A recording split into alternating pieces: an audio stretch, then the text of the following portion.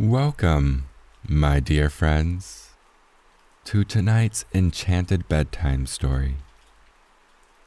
My name is Jacob Evans, and I create all the tales you hear, each lovingly crafted from my heart to bring you peace and to sprinkle a touch of magic into your dreams.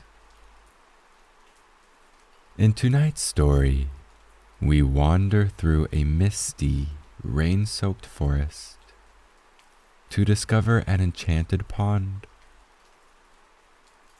Guided by a wise toad named Thaddeus, whose knowledge is as deep as the waters he guards. As you nestle into the comfort of your bed, let the soothing rhythm of our story, set against the backdrop of this mystical pond, cradle you in a soothing embrace. Even after our story ends, the gentle whispers of the forest will linger, so there's no need to worry about it ending, or the silence that follows. Now, make yourself comfortable. Allow your body to relax, letting it sink into the softness of your bed. You have done enough for today. Truly, it is enough. As you drift into sleep, I'll be right here, guarding over you with my voice. Let's start our tale with a couple of deep, calming breaths. Inhale deeply through your nose.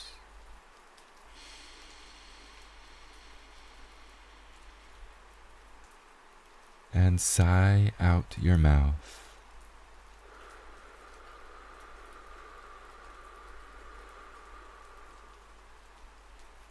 Wonderful.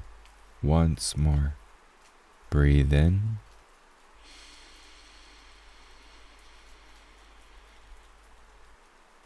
And out.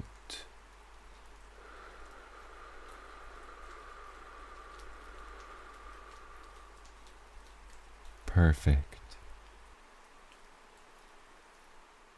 In tonight's tale, our journey to the enchanted pond begins. Entering a realm of natural beauty and serenity, where the gentle rain creates a symphony with each droplet that kisses the pond's surface. Around this mystical pond, every ripple reflects the moonlight, and each sound of rain is an invitation to wonder. Guided by our wise and friendly guide, Thaddeus the toad, we explore the lush, damp banks filled with tales of magic. Thaddeus welcomes us to this serene haven, a place where the melody of the rain and enchantment weave together seamlessly. As the line between the ordinary and the magical blurs, breathe deeply, close your eyes, and let's walk together into this wondrous journey.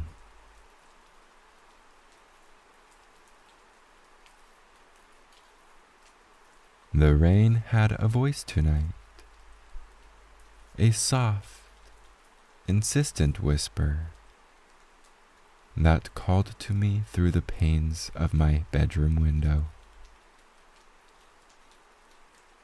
It spoke of secrets, and stories hidden just beneath its rhythmic melody,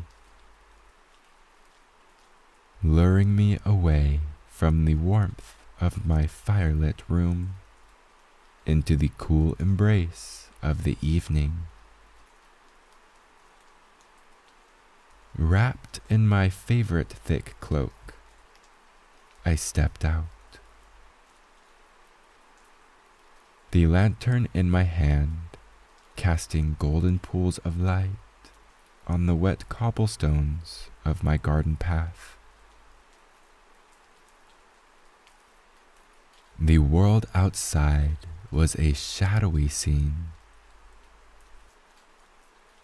painted with hues of blues and grays. The colors melded together under the drizzle of a persistent rain. The air was fragrant with the earthy scent of rain-soaked soil and the faint aroma of jasmine from my garden, now a blurred outline against the night. Each step I took was a soft splash, the ground yielding gently under my boots. As I ventured deeper into the surrounding woods, the comforting glow of my home faded into the background, replaced by the thickening chorus of the forest at night. Drops of rain tapped rhythmically against the leaves, playing a natural symphony that filled the air with a haunting melody. The path before me, usually so familiar in the daylight, now seemed to wind mysteriously into the unknown. Its twists and turns shrouded in mist and shadow. I walked on, drawn by the allure of discovery, my heart beating in sync with the rain's ever-present song. It was as if the rain had washed away the veil between my world and another, more ancient and magical. Tonight, I felt brave and curious, ready to meet whatever awaited me beneath the stormy skies. As the woods thickened, the path narrowed, and soon I came upon a small clearing where the silhouette of a large pond mirrored the stormy night sky. The surface of the water rippled with each drop of rain, creating patterns that danced in the flickering light of my lantern. It was here, amidst the chorus of rain and rustling leaves, that I heard a peculiar sound, a gentle, throaty chuckle. "Good evening, traveler," came a voice, smooth as the pebbles lining the pond. I turned to find a toad, but not just any toad, but a particularly large one, with eyes like polished jade staring up at me.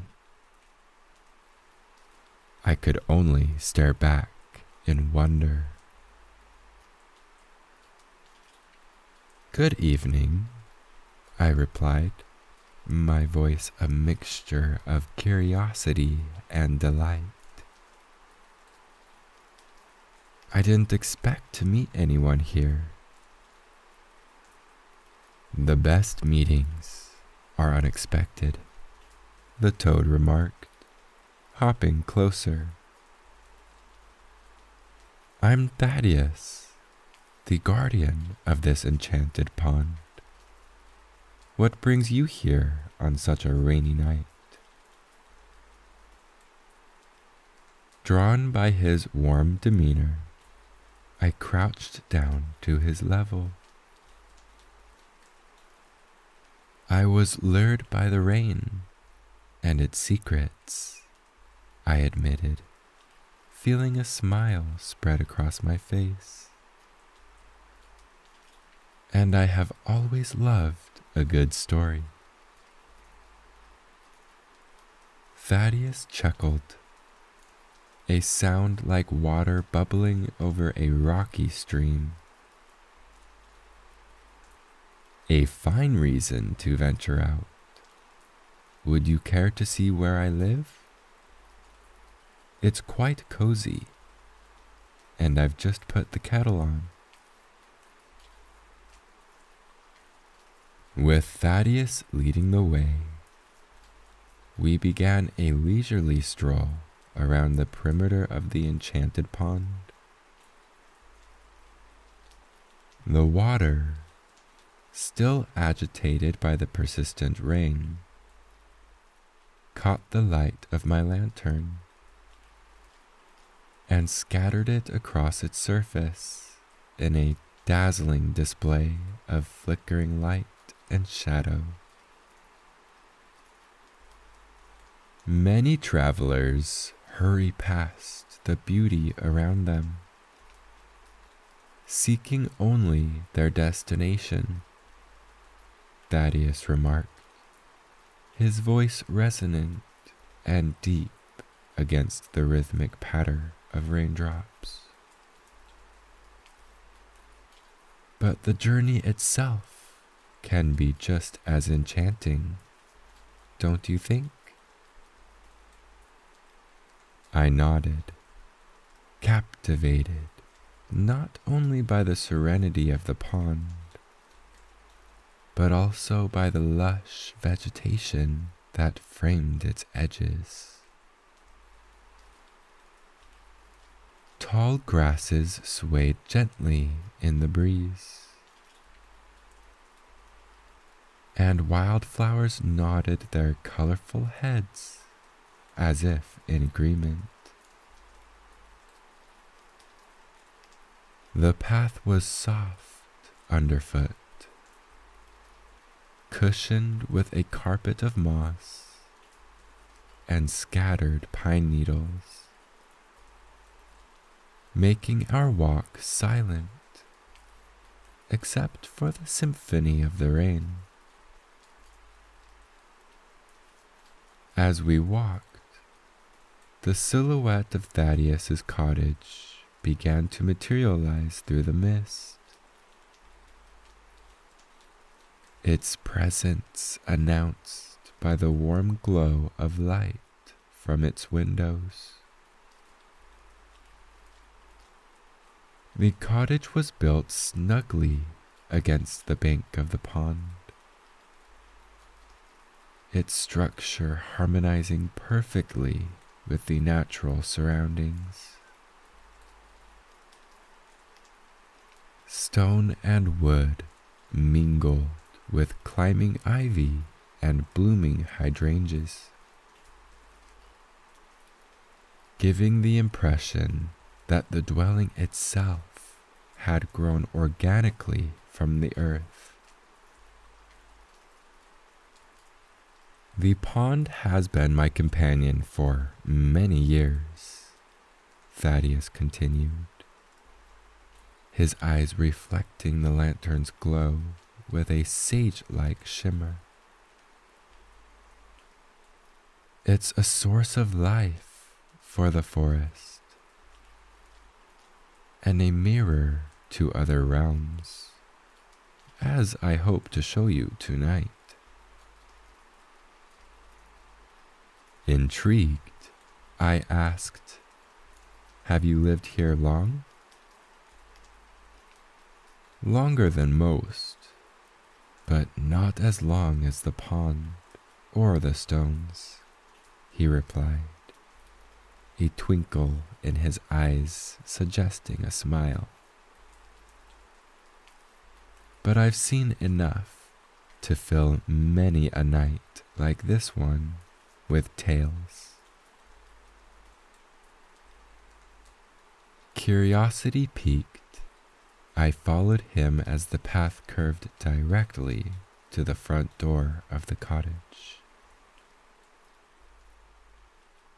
The building was quaint, with a thatched roof and windows adorned with hand-carved wooden shutters.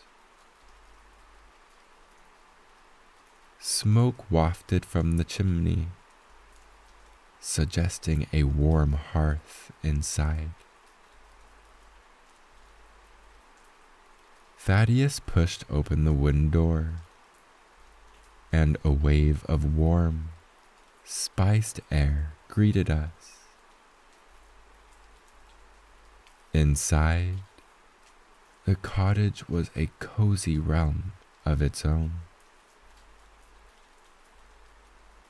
The room was lined with shelves brimming with books and peculiar artifacts,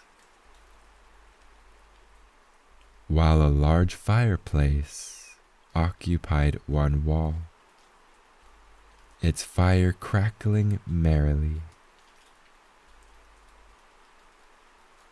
"Welcome to my humble abode," Thaddeus said, stepping aside to allow me to enter. "Let the outside world fade away. Tonight, we share the warmth of fire and tales of magic."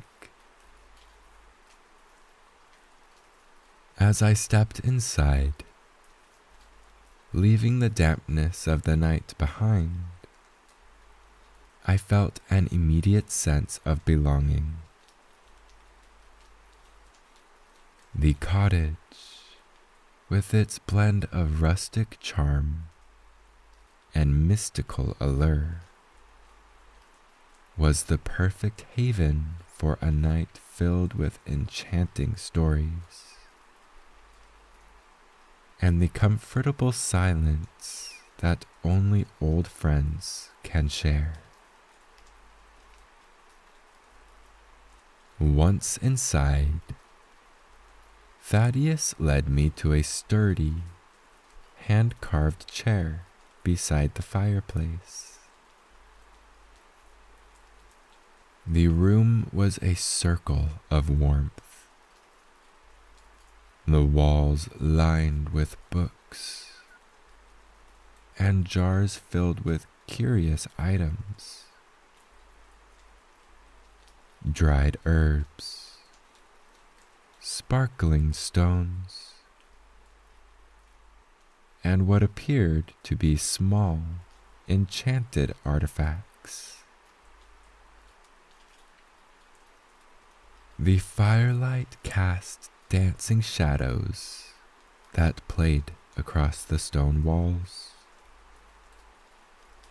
adding a lively atmosphere to the quaint cottage.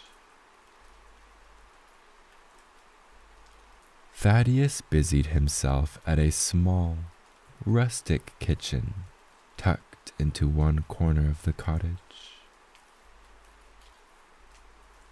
"Nothing complements a rainy night like a good cup of tea," he said, his voice cheerful as he put a kettle on an old iron stove. The sound of water beginning to simmer soon joined the chorus of the crackling fire and the rain tapping gently against the windows. He prepared 2 mugs, each steaming with a rich amber liquid that smelled faintly of herbs and honey. Chamomile and elderflower, he explained as he handed me a cup, brewed with a touch of magic to warm the soul and ease the mind. I accepted the mug with a grateful smile, feeling the warmth seep into my hands. "Make yourself comfortable," Thaddeus said, as he settled into an opposite chair, a large, leather-bound tome in his hands. "The nights are best enjoyed with good company and good tales." He opened the book, its pages old and yellowed, and began to read. His voice, deep and melodic, filled the space, weaving stories of ancient times when the pond was a mere spring, witnessed only by the stars and the moon. He told of travelers from distant lands who had stopped by its waters, each leaving behind memories that the pond preserved within its depths. As Thaddeus spoke, the cottage seemed to shrink, drawing the night closer, making the stories come alive around us. The fire crackled, punctuating his words with sparks that flew up the chimney like tiny shooting stars. Many years ago, Thaddeus continued, the pond was visited by a wandering mage who saw in its waters not just a reflection, but a vision of worlds beyond our own. It is said that on moonlit nights, those worlds can still be seen in the pond's mirror-like surface, a glimpse into the endless possibilities of the universe. I listened, rapt, as he described creatures of light and shadow that moved within these other realms, some benevolent and curious, others mischievous and elusive. And it's not just other worlds, he added, a hint of mischief in his voice now, but also times long past and futures yet to come. The rain outside had lessened, but its gentle patter against the windows lent a rhythmic backdrop to Thaddeus's tales. I felt as if the boundaries of time and space were blurring, pulled into focus by the magic of his words and the intimate circle of light in which he sat. After a pause to add a log to the fire, Thaddeus closed the book and looked at me with twinkling eyes. But not all stories are written in books or told by voices, he said. Some are written in the land itself, in the whisper of the trees and the murmur of the water. He stood and walked to the window, gesturing for me to join him. Outside, the pond was still visible in the dim light, its surface calm now. Watch carefully, he whispered. As I peered out, the surface of the pond seemed to shimmer with a light that was not reflected from the moon or the stars. It was as if the pond itself was glowing, its waters whispering back the stories it had heard over countless ages. Every story told by these waters carries with it a seed of truth, Thaddeus said, turning back to the fire. And tonight, you have become a part of its legacy. We sat back down, the fire between us crackling with a renewed vigor, as if it too enjoyed the tales. The night deepened, and the stories continued, each one a thread in the rich tapestry of the enchanted pond's history. As the hours passed, the stories and the fire began to dwindle, and the first signs of dawn crept around the edges of the curtains. Thaddeus, noticing the changing light, set his book aside and stoked the fire for one last time. It's almost morning, he observed softly, a trace of reluctance in his voice, as if he wished the night could linger a bit longer. Time flows differently here by the pond, but it never truly stops. I nodded, feeling a similar reluctance to leave the warmth and magic of the cottage. The night had unfolded like a dream,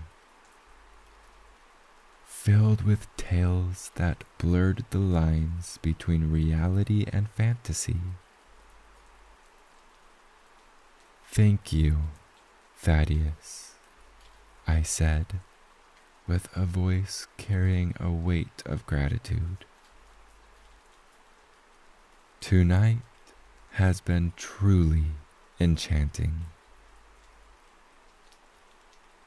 Thaddeus smiled, his eyes gleaming with a mix of pride and fondness. It was my pleasure to share it with you. Remember, my friend, the pond and its stories are always here, should you wish to return.